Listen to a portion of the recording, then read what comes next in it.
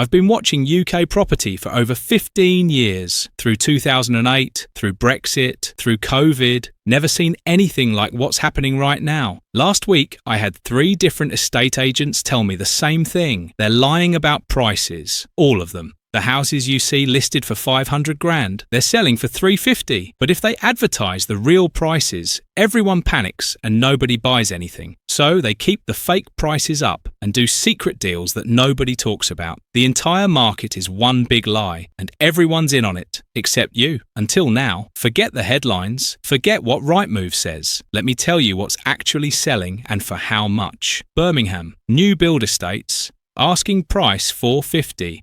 Actual sales, 270. That's 40% off. But here's the kicker. That's when they sell.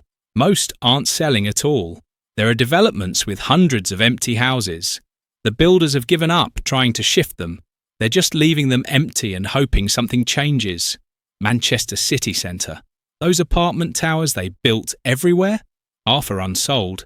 The other half, people are trying to get out. 1-bed flats that were 300 grand are going for 180. If you can find someone stupid enough to buy. London's properly cooked. Zone 2, forget it. Prices are whatever someone will pay. I saw a house in Stratford drop from 850 to 400. Still didn't sell. Owner ended up renting it out for less than the mortgage cost just to get some money coming in. But you know what really shows how bad this is? The auctions. Properties at auction are selling for 60% below peak. 60%. And these are forced sales. People who have to sell, they're taking whatever they can get. Let's do some math. Simple math that explains why everything's about to collapse. You bought a house in 2021. Say you paid 300 grand, got a 2% fix. Monthly payment about 1,100 quid. Manageable. Your fix ends this year. New rate? 7.5%. New payment? 2,400. Where are you finding an extra £1,300 a month? That's 16 grand a year after tax. You'd need a 20 grand pay rise just to stay level. Anyone here gotten a 20 grand pay rise recently? Didn't think so. So you think, all right, I'll sell. But your house isn't worth 300 anymore. It's worth 220. You owe 270 on the mortgage. You need 50 grand just to escape. This is happening to 1.4 million people in the next year. 1.4 million. They can't pay the new rates. Can't sell without massive losses. Can't do anything except default. The banks know this. They've done the math. That's why they're not lending anymore. They know what's coming. You want to know who's really running? The Chinese, the Russians, the Saudis. All the foreign money that's been pumping up UK property for 20 years. Gone. I know a guy who brokers deals for Middle Eastern investors. Big money. £100 million portfolios. He says they're all selling. Everything. Taking massive losses and getting out. Last month, a Qatari fund sold an entire block in Canary Wharf for half what they paid. Half. Why would anyone do that? Because they've seen the numbers. The real numbers. And they know half is better than what it'll be worth next year. Hong Kong money built half of Manchester. They're pulling out so fast they're not even negotiating. Whatever offer comes in, they take it. This isn't normal market behaviour. This is evacuation. When the smartest money in the world is running for the exits, maybe you should ask yourself what they know that you don't. The banks are sitting on a secret so big it could collapse the entire system. They've got 2.8 trillion in UK mortgages.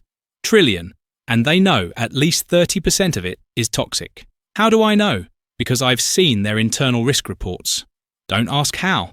But here's what they say. Expected default rate by end of 2025? 18%. Nearly 1 in 5 mortgages going bad. But they're not preparing for 18% defaults. They're preparing for 30. They're quietly building reserves, restricting new lending, and getting ready for catastrophe. Lloyd's just stopped lending to self-employed people. Completely. Nationwide won't lend more than 4 times income no matter what. Santander pulled out of buy-to-let entirely. They're battening down the hatches. And here's the really sick part. They're still pretending everything's fine. Still advertising mortgages they won't actually give you. still talking about helping first-time buyers when they're rejecting 70% of applications. If you own a leasehold flat, I'm sorry, you're fucked.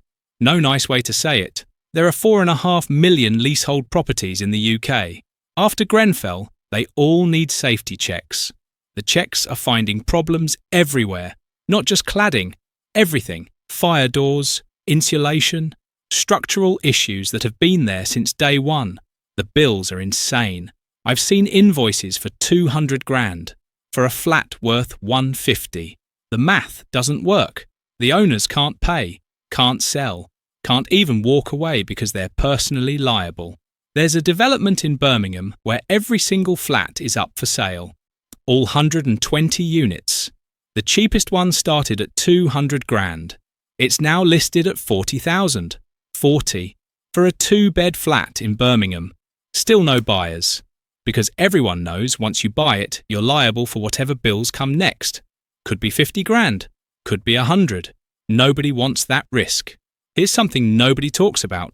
Who's going to buy all these houses? Seriously, who? Young people can't. They're earning 30 grand and houses cost 400. The math doesn't work. Never will. Immigrants? Immigration's being cut, and the ones coming aren't buying 400 grand houses. They're renting rooms in HMOs. Foreign investors? They're running away. So who's left? The answer is nobody. There's nobody left to buy at these prices. Meanwhile, the boomers are starting to die off. Harsh, but true. They own most of the property. As they go, millions of houses hit the market.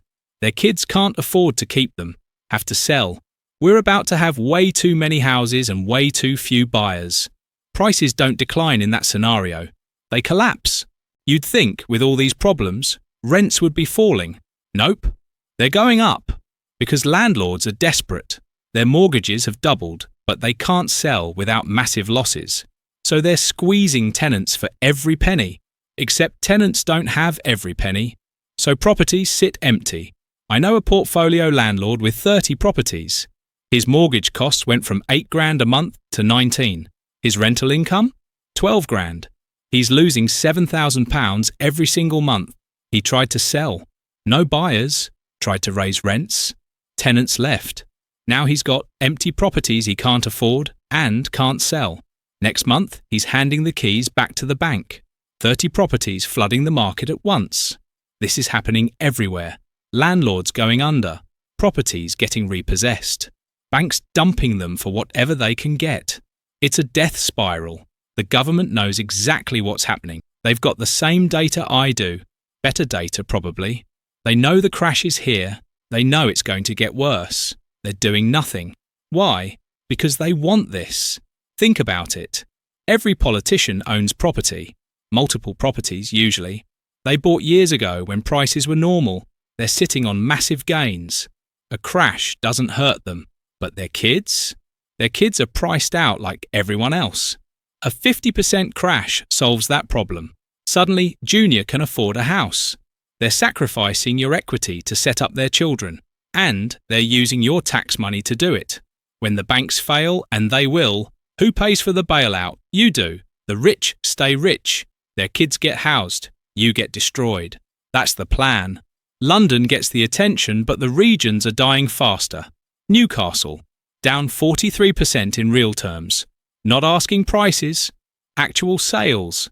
The city centre is empty. The students are gone. The jobs are gone.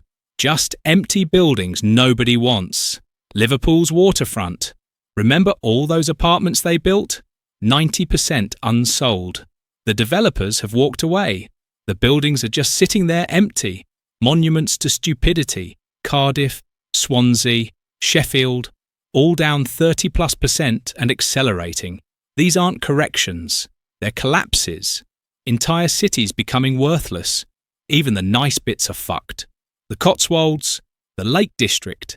Second homes nobody wants because nobody has money for second homes anymore.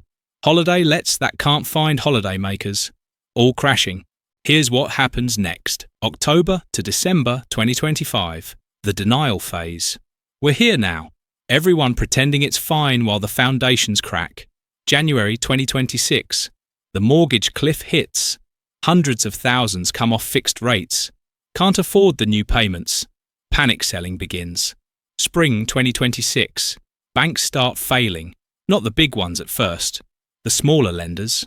But it spreads. Government has to step in. Summer 2026. Full crash mode. Prices down 40%. Mass unemployment as construction and estate agency collapse. Social unrest. End of 2026. New reality. Prices down 50 to 60%. Banking system nationalised. Property market unrecognisable. 2027 and beyond. The slow grind. No recovery. Just years of nothing. Dead market. Dead economy. Dead dreams. Not you. Unless you're sitting on piles of cash and no mortgage.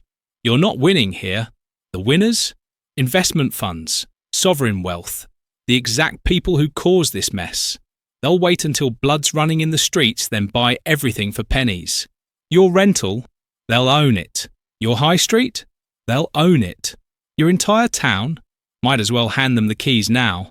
This isn't a crash. It's a heist. The biggest transfer of wealth from normal people to the ultra-rich in history. And it's happening right in front of you. If you own with a mortgage, you've got limited options. Sell now before everyone realises what's happening, or prepare for the new payment when your fix ends. If you can't afford it, get out now. If you're renting, keep renting. Do not buy anything. I don't care what anyone tells you. Do not buy. Wait 2 years minimum. If you're a cash buyer, still wait. This has much further to fall. When estate agents are begging you to make offers, that's when you think about buying. Not before.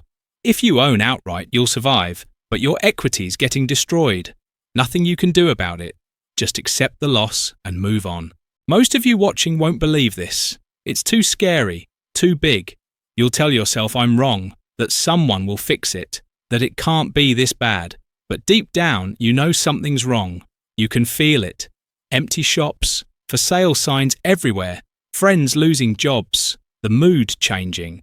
This isn't pessimism, it's math. When people can't afford mortgages, they default. When they default, banks fail. When banks fail, economies crash. It's not complicated. We borrowed too much for too long to buy houses that weren't worth it. Now the bill's due and nobody can pay. That's it. That's the whole story. The UK property market isn't heading for disaster. We're in it. Right now, this is disaster. It just doesn't look like what you expected. No Northern Rock queues this time. No dramatic announcements. Just a slow, grinding destruction of wealth that leaves millions in poverty. The data I've shown you today isn't public because making it public would accelerate the crash. But the crash is happening anyway, just quietly, behind closed doors, in boardrooms where they're deciding your future without you. In 2008, we bailed out the banks and pretended it was over. This time, there's no bailout big enough. No pretending that'll work. This is the real reckoning. Your house isn't an investment. It's a trap. Your mortgage isn't debt. It's a death sentence. Your equity isn't wealth. It's an illusion about to disappear.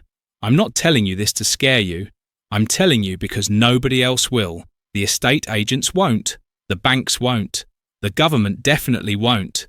But now you know. Question is, what are you going to do about it?